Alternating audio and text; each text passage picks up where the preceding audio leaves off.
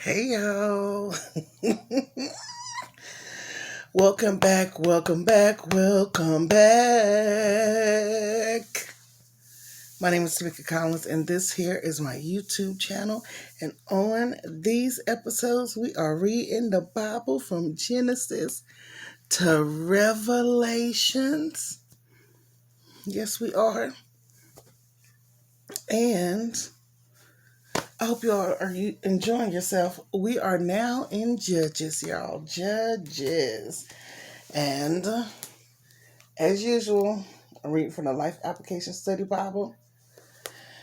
And like I said, it has very good commentary letting you know, a little bit more about what you're reading. Goes into in depth. It shows, gives you a little bit about what you're about to read in the chapter. Maps, coordinates, is that the right word? Index, all that good stuff. Okay. So, we recap. So let's recap. We read the last chapter of Joshua, which was chapter 24, and it was the covenant renewed. Joshua is a reminder of the children of Israel, where God has brought them from the promise to Abraham to the land flowing with milk and honey. Joshua dies at the age of 110, and Eleazar, who was the son of Aaron, dies also. All right, so we are in Judges, y'all. Let's see what Judges is about to be about. The purpose of Judges is to show that God's judgment against sin is certain, and that His forgiveness of sin and restoration to relationship are just as certain for those who repent. The author is possibly Samuel.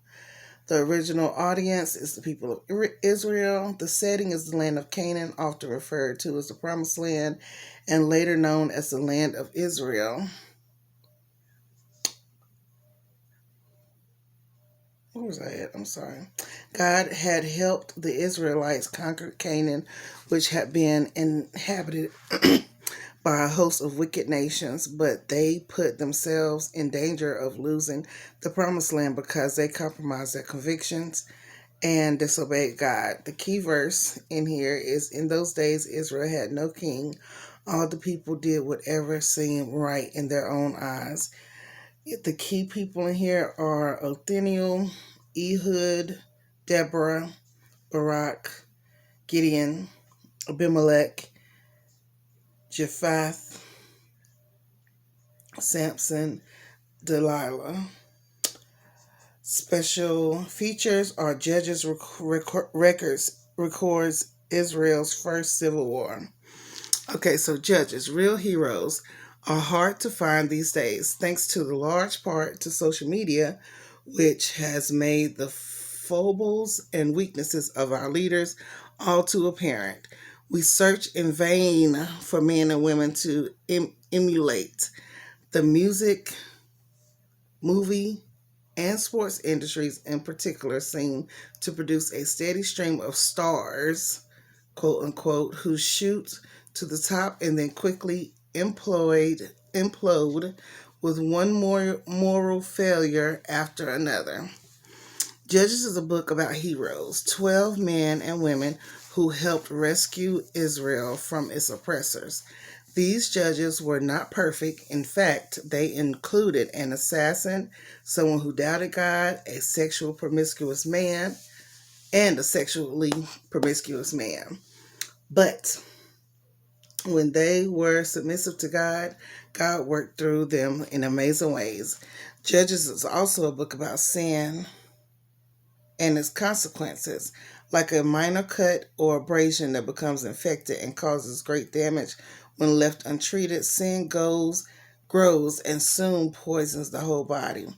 The book of Joshua ends with the nation of Israel taking a stand for God, ready to experience all the blessings of the promised land. After settling in Canaan, however, the Israelites lost their spiritual commitment and motivation. When Joshua and the elders died, the nation experienced a leadership vacuum, leaving them without a strong central government. Instead of enjoying freedom and prosperity in the promised land, the people of Israel entered the dark ages of their history. Simply stated, the reason for this rapid decline was sin, individual and corporate. The first step away from God was incomplete disobedience. Was incomplete obedience. 1:19 and 2:5 through 2:5. The Israelites refused to eliminate the enemy completely from the land. This led to intermarriage and idolatry, the second chapter 10 through the third chapter 7, in verse 7. And everyone doing whatever seemed right in their own eyes. Do we do that? Yes, we do. 17 and 6. Before long, the Israelites became captives. Out of their desperation, they would beg God to rescue them. In faithfulness to his promise and out of his loving kindness, God would raise up a judge to deliver his people, and for a time there would be peace. Then complacency and disobedience would set in, and the cycle would begin again. This book spans over 325 years, recording 6 successful periods of oppression and deliverance, and describing the career of 12 deliverers. The Israelites' captors included the Mesopotamians, Moabites, Philistines, Canaanites, Midianites, and Ammonites. God used a variety of deliverers from the Othniel to Samson to lead his people to freedom and true worship. God's deliverance through the judges is a powerful demonstration of his love and his mercy towards his people. As you read the book of Judges, take a good look at these heroes. Note their dependence on God and their obedience to his commands. Observe Israel's repeated downward spiral into sin, refusing to learn from past mistakes and living only for the moment. But most of all, stand in awe of God's mercy as he delivers his people over and over again. And now we're in chapter 1. Let's read the military failure of Israel, chapter 1 and through chapter 3 and 6. By faithfully obeying God, the Lord, Joshua led the Israelites to military victory. After his death, however, the tribes failed to clear the inhabitants from the land, so the Lord draws his promise to help drive the people out and bless the Israelites in battle. The new generation abandons God and worships idols. This part of Judges shows what can happen when we neglect to teach our children to follow the Lord. Incomplete conquest of the land. So this is chapter 1. Judah and Simeon conquered the land. After the death of Joshua, the Israelites asked the Lord which tribe should go first to attack the Canaanites. The Lord answered, Judah, for I have given them victory over the land. The men of Judah said to their relatives from the tribe of Simeon, join with us to fight against the Canaanites living in the territory allotted to us. Then we will help you conquer your territory. So the men of Simeon went with Judah. When the men of Judah attacked, the Lord gave them victory over the Canaanites and the Perizzites, and they killed 10,000 enemy warriors at the town of Bezek. While at Bezek, they encountered King Adoni-Bezek and fought against him, and the Canaanites and Perizzites were defeated. Bezek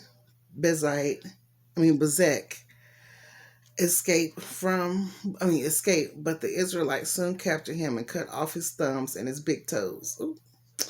Adoni said, I once had 70 kings with their thumbs and big toes cut off, eating scraps from under my table. Now God has paid me back for what I did to them.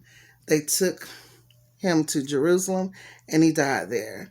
The men of Judah attacked Jerusalem and captured it, killing all its people and setting the city on fire. Then they went down to fight the Canaanites living in the hills country, the Negev and the western foothills. Judah marched against the Canaanites in Hebron, formerly called Arba, defeating the forces of Shishai, Ahiman, and Talmai. From there, they went to fight against the people living in the town of Debir, formerly known as Kiriath Sepher. Caleb said, I will give my daughter Axa in marriage to the one who attacks and captures Kiriath Sepher. Othniel, the son of Caleb's younger brother, Kenaz, was the one who conquered it. So Axa became Othniel's wife. When Aska married Othniel, she urged him to ask her father for a field. As she got down off her donkey, Caleb asked her, What's the matter? She said, let me have another gift. You have already given me land in the Negev. Now please give me springs of water too. So Caleb gave her the upper and lower springs. Remember that little piece that was in the last chapters of the land part. When the tribe of Judah left Jericho, the city of palms, the Kenites who were descendants of Moses' father-in-law, traveled with them into the wilderness of Judah. They settled among the people there near the town of Arad in Negev. Then Judah joined with Simeon to fight against the Canaanites living in Japheth, and they completely destroyed the town. So the town was named Hormah. In addition, Judah captured the towns of Gaza, Ashkelon, and Ekron, along with their surrounding territories. Israel fails to conquer the land. Verse 19. The Lord was with the people of Judah, and they took possession of the hill country, but they failed to drive out all the people living in the plains who had iron chariots. The town of Hebron was given to Caleb, as Moses had promised, and Caleb drove out the people living there who were descendants of the three sons of Anak. The tribe of Benjamin, however, failed to drive out the Jebusites who were living in Jerusalem. So to this day, the Jebusites live in Jerusalem among the people of Benjamin. The descendants of Joseph attacked the town of Bethel, and the Lord was with them. They set men to scout out Bethel, formerly known as Luz. They confronted a man coming out of the town and said to him, Show us a way into town, and we will have mercy on you. So he showed them a way in, and they killed everyone in the town except the man and his family. Later, the man moved to the land of the Hittites, where he built a town. He named it Luz, which is the name to this day. The tribe of Manasseh failed to drive out all the people living in Bethshan, Tanakh, Dor, Eblim, Megiddo, and all their surrounding settlements, because the Canaanites were determined to stay in that region. When the Israelites grew stronger, they forced the Canaanites to work as slaves, but they never did drive them completely out of the land. The tribe of Ephraim failed to drive out the Canaanites living in Jazer, so the Canaanites continued to live there among them. The tribe of Zebulun failed to drive out the residents of Kitron and Naholo, so the Canaanites continued to live among them. But the Canaanites were forced to work as slaves for the people of Zebulun. The tribe of Asher failed to drive out the residents of Akko, Sidon, Alab, Akzib, Helba, Aphik, and Rehob. Instead, the people of Asher moved in among the Canaanites who controlled the land, for they failed to drive them out. Likewise, the tribe of Naphtali failed to drive out the residents of Beth-Shemesh and Beth-Anath. Instead, they moved in among the Canaanites who controlled the land. Nevertheless, the people of Beth-Shemesh and Beth-Anath were forced to work as slaves for the people of Naphtali. As for the tribe of Dan, the Amorites forced them back into the hill country and would not let them come down into the plains. The Amorites were determined to stay in Mount Heres, Ajalon, and Shalbim. But when the descendants of Joseph became stronger, they forced the Amorites to work as slaves. The boundary of the Amorites ran from the Scorpion Pass to Selah and continued upward from there. Let's see what chapter 2.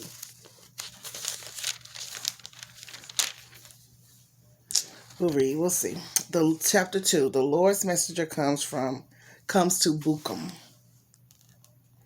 The angel of the Lord went up to Gilgal to Bukum and said to the Israelites, I brought you out of Egypt into this land that I swore to give to your ancestors, and I said I would never break my covenant with you. For your part, you were not to make any covenants with people living in this land. Instead, you were to destroy their altars, but you disobeyed my command. Why did you do this? So now I declare that I will no longer drive out the people living in your land.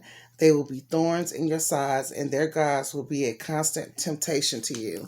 When the angel of the Lord finished speaking to all the Israelites, the people wept loudly. So they called the place Bukum, which means weeping, and they offered sacrifices there to the Lord. The death of Joshua. After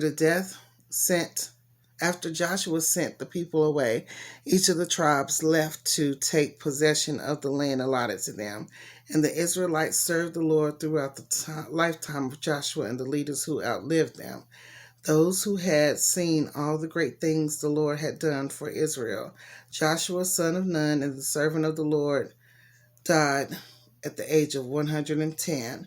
They buried him in the land he had been allotted at Timnath Serah in the hill country of Ephraim, north of Mount Gaash. Israel disobeys the Lord. Verse 10. After that generation died, another generation grew up who did not acknowledge the Lord or remember the mighty things he had done for Israel. The Israelites did evil in the Lord's sight and served the images of Baal. They abandoned the Lord, the God of their ancestors who brought them out of Egypt. They went after other gods, worshiping the gods of the people around them, and they angered the Lord. They abandoned the Lord to serve Baal and the images of Ashtoreth. This made the Lord burn with anger against Israel, so he handed them over to raiders who stole their possessions. He turned them over to their enemies all around, and they were no longer able to resist them. Every time Israel went out to battle, the Lord fought against them, causing them to be defeated, just as he had warned them, and the people were in great distress. Verse 16, the Lord rescues his people. Then the Lord raised up judges to rescue the Israelites from their attackers. Yet Israel did not listen to the judges, but prostituted themselves by worshiping other gods. How quickly they turned away from the path of their ancestors, who had walked in obedience to the Lord's commands. Whenever the Lord raised up a judge over Israel, he was with the judge and rescued the people from their enemies throughout the judge's lifetime. For the Lord took pity on his people who were burdened by oppression and suffering. But when the judge died, the people returned to their corrupt ways, behaving worse than those who had lived before them. They went after other gods, serving and worshiping them, and they refused to give up their evil practices and stubborn ways. So the Lord burned with anger against Israel. He said, because these people have violated my covenant, which I made with their ancestors, and have ignored my commands, I will no longer drive out the nations that Joshua left unconquered when he died. I did this to test Israel to see whether or not they would follow the ways of the Lord as their ancestors did. That is why the Lord left those nations in place. He did not quickly drive them out or allow Joshua to conquer them all. All right, we'll be in chapter 3 the next time we on here. I hope you have a good morning, afternoon, evening, nighttime, midnight hour, and we'll see you next time. I love you. I love you. I honestly love you. Have a good one.